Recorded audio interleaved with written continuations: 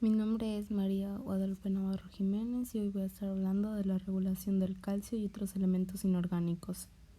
Comenzaré hablando sobre las generalidades de los huesos. Los huesos son órganos vivos, tienen una consistencia dura pero flexible. Estos hacen posible la acción mecánica de la musculatura, además de que protegen los órganos vitales. Dentro de ellos se encuentra la médula ósea hematopeica. Esta sintetiza las células sanguíneas, además de que funciona como reservatorio de calcio, fósforo y otros minerales. Estos huesos están cubiertos por una membrana perióstea, a la cual llegan vasos sanguíneos y nervios.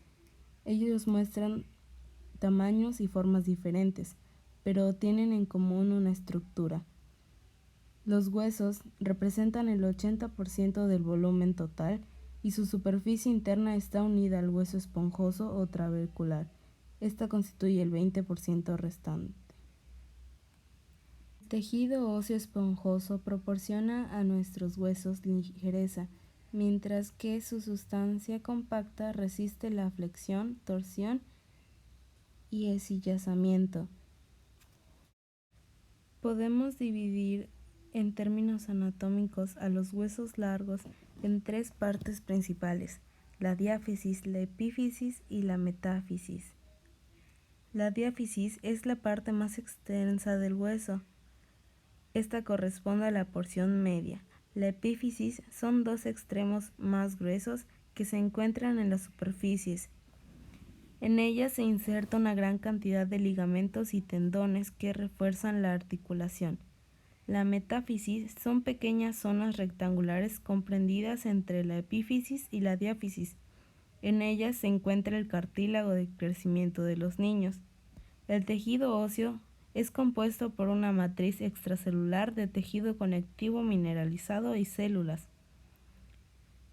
Más adelante veremos lo que son las células de los huesos. Podemos dividir nuestros huesos en 5 tipos: los cortos, los largos, los planos, los asemoideos y los irregulares.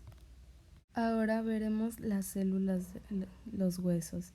Para empezar, tenemos los osteoblastos. Estas células tienen una forma cúbica y son ricas en enzimas específicas. La fosfalcalina sintetizan el componente orgánico de la matriz ósea, como el colágeno de tipo 1, progelucanos, proteínas que intervienen en la adhesión celular, osteocalcina y factores de crecimiento, además de que controlan el depósito de sales minerales. Los osteocitos son células de escasa actividad metabólica, pero son necesarias para detectar el estrés mecánico y las microlesiones de la matriz. Estas células pueden transmitir señales a otras de revestimiento que utilizan la información recibida para modular localmente el remodelado. Los osteocitos son células multinucleadas ricas en ahidasa carbónica y fosfatasa ácida. Son de mayor tamaño que los osteoblastos y en las superficies óseas se disponen aisladas o en grupos numerosos. Otra función de los osteoclastos es la reabsorción o destrucción del hueso en dos fases. En la primera se solubiliza el mineral para después digerir la matriz orgánica. Una vez eliminado el mineral, las colagenasas ácidas y otras enzimas proteolíticas de origen lisosómico digieren a la matriz orgánica. Cuando este proceso concluye, la reabsorción de los osteoclastos mueren por apoptosis. El crecimiento óseo inicia en la vida embrionaria y termina hasta la pubertad gracias a factores genéticos y hormonales. La estatura de un individuo depende en especial del crecimiento del esqueleto, las hormonas relacionadas con el control del crecimiento óseo. Además, estas se pueden dividir en 4 grupos: las hormonas del crecimiento, las hormonas inhibidoras del crecimiento y las hormonas activadoras de la maduración y la vitamina D, la cartesiotona y la hormona paratiroidea. Ahora hablaré sobre el metabolismo del calcio. ¿Dónde podemos encontrar el calcio?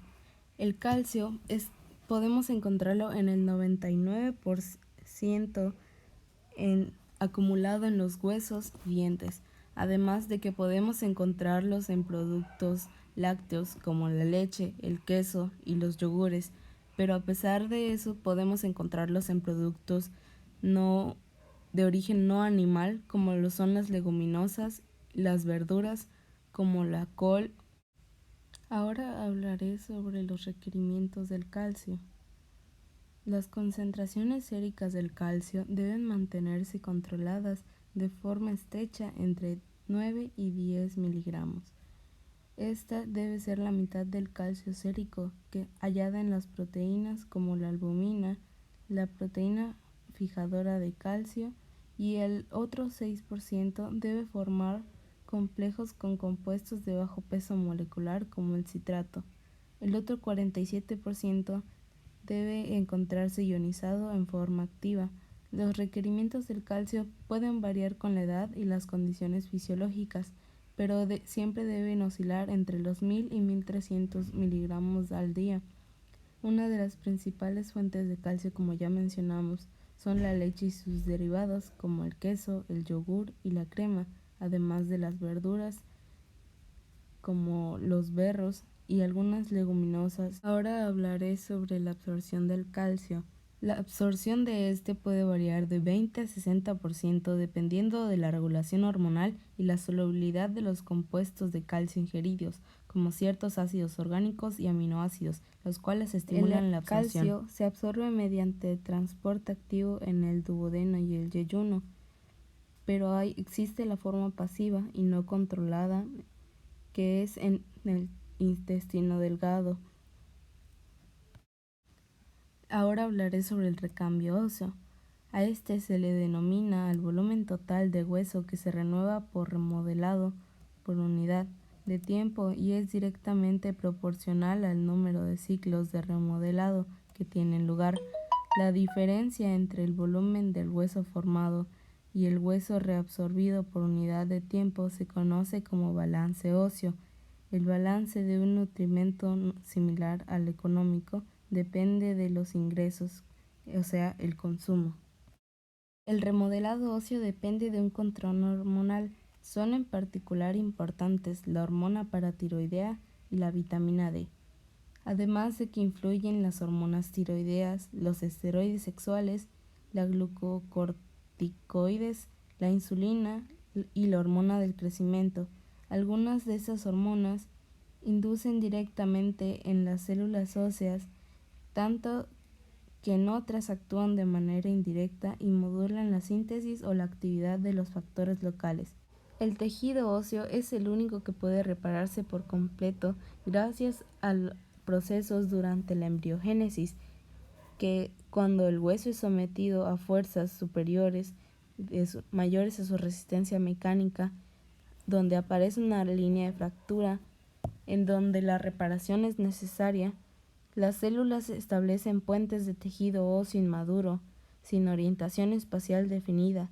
Estos se unen entre sí por los extremos de ambos huesos, ahora partidos por la fractura. En una fase posterior, gracias a un proceso modelado, este hueso es sustituido por otro, de tipo laminar, orientado de acuerdo con las líneas de fuerza que actúan en esa zona. Una de las mayores enfermedades óseas es la osteoporosis, que se da mayormente en adultos mayores. Sin embargo, es considerada como una enfermedad pediátrica por sus consecuencias genéticas, debido a que la masa ósea que se desarrolla en la niñez y adolescencia determina la salud del esqueleto en etapas posteriores de la vida.